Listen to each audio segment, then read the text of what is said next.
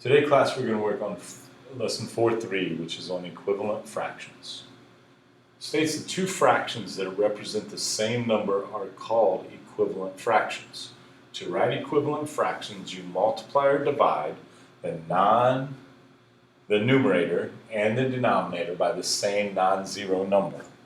A good example of this is if I was to take 1/2 as a fraction. An equivalent fraction to 1/2 would be 2/4. Another example would be 3/6, 4/8, and so on. All of these fractions represent the exact same amount. So the first thing I would like you to do is write two equivalent fractions for each one of these numbers. So we'll do the first one together. So we have 8/12. Based upon the definition that we had on the last page, if we take 8/12 and we multiply or divide the numerator and denominator by the same non-zero number, we can write an equivalent fraction. So for example, if I take 2, and I multiply the numerator and the denominator both by 2, 8 times 2 is going to give us 16.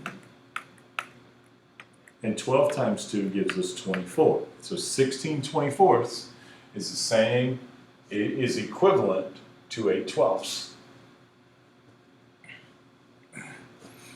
We could also take that 8/12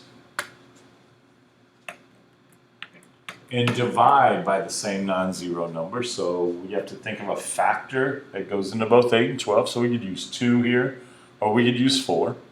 So if I divide the numerator by 4, and I divide the denominator by 4, I have a new equivalent fraction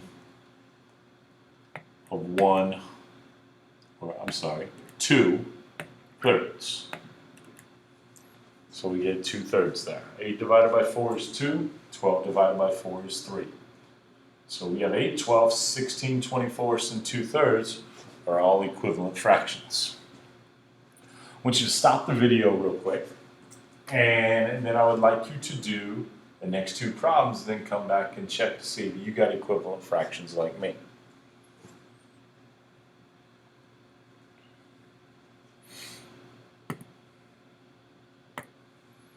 Okay, other equivalent fractions to 5/10 could be 1/2 if I divided them both by 5.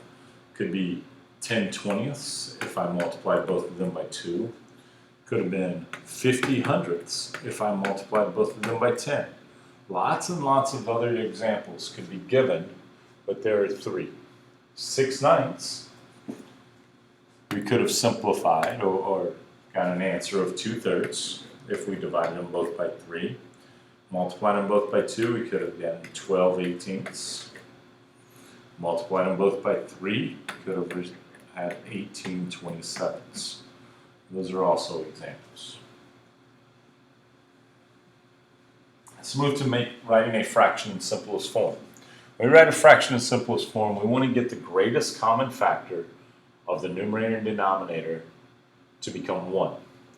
So the easiest thing to do in simplifying fractions is to try to find the greatest common factor of the two given numbers.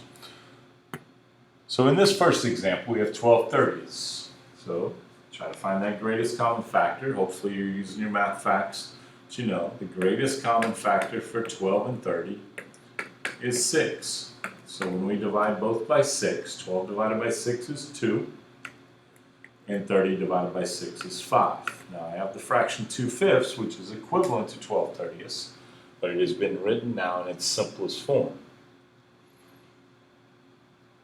And the greatest common factor for 2 and 5 would be 1. So it is simplified. Go ahead and stop the video and you try the next two.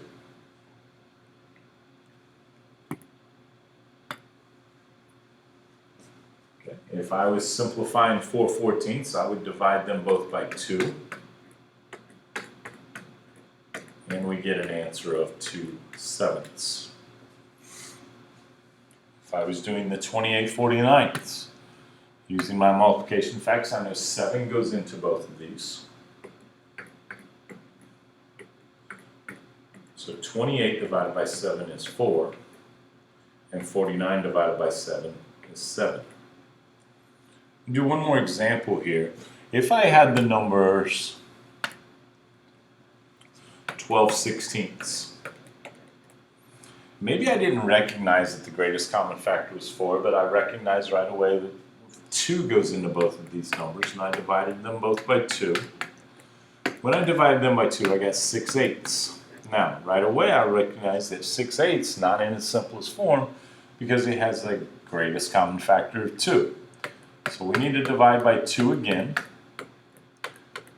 And when you divide those by 2, you end up getting 3/4. So you don't always have to divide by the greatest common factor, but it is helpful.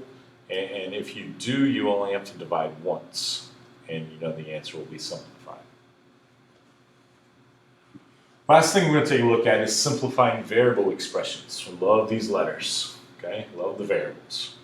So when we're simplifying variable expressions, we're going to do the numbers exactly like we just did. So 10/15, hopefully by now you're getting good enough with the numbers that you know you're going to divide both by 5 and you get 2/3. Then we have to take care of the letters. Now we're finding the greatest common factor still when we're simplifying these. Okay. So when we're simplifying the variables, we look what's common in both the numerator and denominator. So we have an x and a y in the top on the numerator. We have a y squared on the bottom. So when I simplify this, there's no x in the new denominator. So that x is going to stay there. It's going to be fine.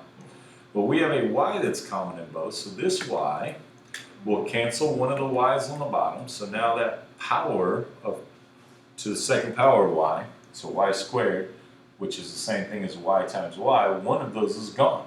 So now I only have one y left on the bottom. So when I go to write my answer, I have an x that's left, and I have a y that's left. So my simplified answer is 2x divided by 3y, or 2x to 3y. Now, something that might help some of you that are a little confused at this point is by writing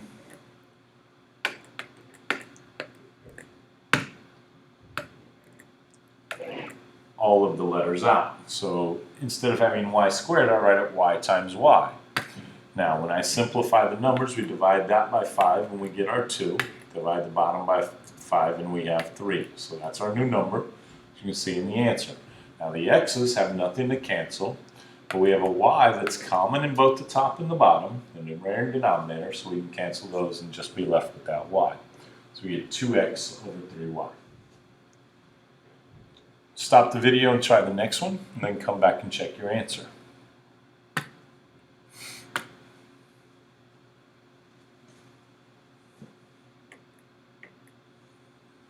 Right, so if I'm simplifying 16/24, I recognize right away that 4 goes into both of them.